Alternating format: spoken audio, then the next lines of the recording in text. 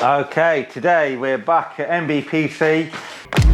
Strong like a tree, there's roots where I stand.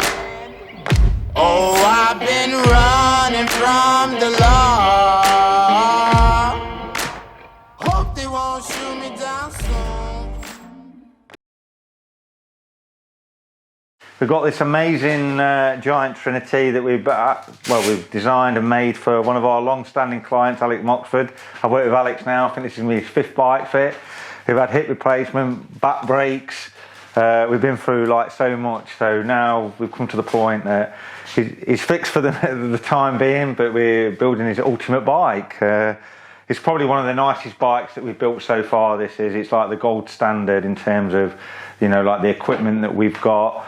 The wheels that we're utilising, and then obviously we're utilising like the new Giant tri-frame as well, so it's going to have like its storage box and integrated hydration on all of this. So yeah, it is like the ultimate build, so we're going to go through the process of dropping Alex into it. Turn off your phone and off your mind. Look at you so bright. 멈추수 없어 지금이야. Oh, I'll take you to the moon. Come on up, enjoy your ride. Oh, I'll take you to the moon. Just be ready to enjoy your night. Oh, baby, it's right now. You don't wanna waste. Okay, so custom insoles is a big thing that we include in like what a silver bike fit, or we can make custom insoles if we see that people protrude inwards. The reason that we utilise these is a lot of athletes, when they pedal in, the tracking will be out, so the knees will be like bowed in. You can put like wedges in, you know, leg length discrepancy wedges, varus wedges, but a lot of the time is we find by utilising like insoles, then that'll correct the biomechanics of the athlete. They also can increase like power transfer. We generally see that at like top end power, but what we do see for a lot of endurance athletes is that obviously if you're out there for like, you know, a lot of age groupers do an Ironman and be out there for 5 or 6 hours, that they'll kind of drop like the foot in, the arch will collapse and it will start to pull on the hip area, and then you'll start to get like lower back pain. But a lot of the time by utilising like the custom insoles, then a lot of that can go away. So generally we find, like, we use the Sidis ones. If we mould these correctly, we can normally get like 2 to 3 years out of a pair of insoles. So, you know, around like 80 odd quid, it's a great investment to improve like your biomechanics and efficiency on like the bike. Especially if you've got like a really big foot and a large, long insole, then it'll be a bit of a transformation. So if you've not got custom insoles, then it's definitely something I would kind of look at. Generally, if you've got like quite a flat foot, then they're not as important, but for most people, we generally see that they've got like quite high arches. So yeah, good optimization.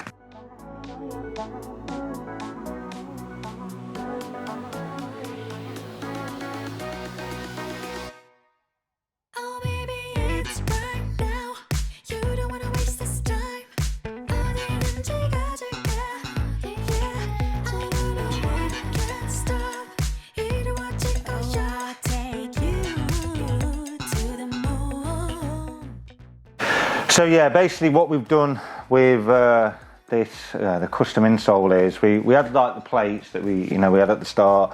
We've heated them in the oven. We generally put them on for like 7 minutes, and then we've taken a mould of Alex's foot, and then what we've done with that then is we've placed the carbon that's like melted with the resin now. And then we'll leave this for a few minutes, but generally speaking we leave the insole for like 15 to 20 minutes, then we'll get like a really hard insole that will last for like years. So what can go wrong a lot of the time is people put these in too fast, and then you just remold them. They put them into the shoes while they're still warm, and then you just remold them. But if we allow them to settle for like 15-20 minutes, then we'll have insoles that will last for like years. You do get and then like some shoes, like manufacturers like Nibley, like they've already got a bit of an insole in there, but most athletes, they generally struggle with not having like the full foot support. I use like Bonts, and you can put them in the oven, but it'll never be like a moulded insole. It's never going to support like the archway. It's like when you do like your bike fit, you'll always find that, like we run like the fit for like 3 minutes, but it's not like being out there for like 3-4 hours, and that's when you generally you'll feel like the improvements. So yeah.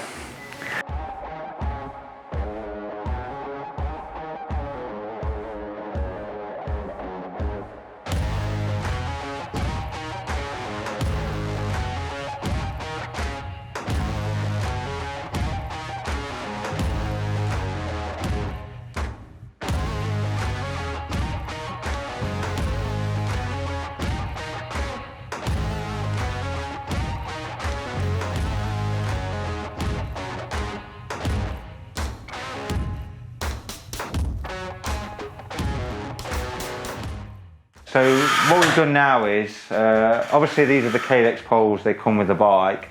We've extended like the reach out, and then we've used like the Drag 2.0 plate and shims to get like a high degree of angle. Alex is basically deciding whether, like he gets like an upgraded pole, he's going to utilise these to start off with, but we just need a bit more of an angle for him. Because what the goal with Alex is, if we can keep him like with this higher angle, we can push him back into like the saddle. So, and he just wants like that extra bit of reach now to be able to, like drop into the position. So let's have a look, man.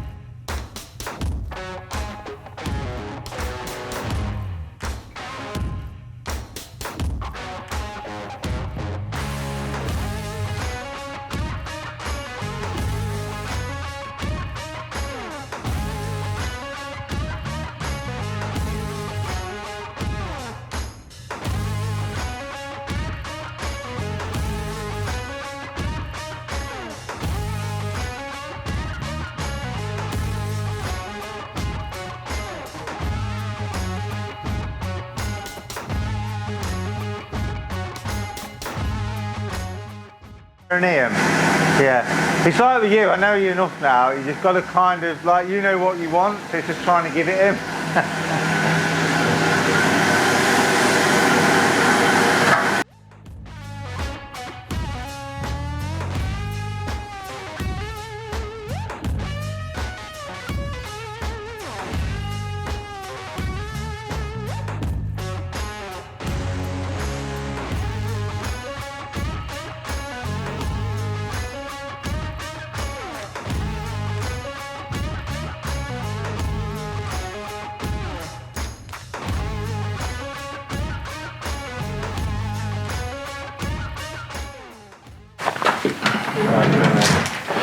Rightio, so this is the ultimate build for a great client.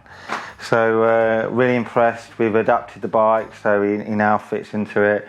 And that's what's really great about this bike, is that we've got so much adaptability with the cockpit. the saddle. And the biggest thing that the feedback that we're getting is like travelling with this bike is a lot easier, but also like the rideability of the bike it's like a dream to ride.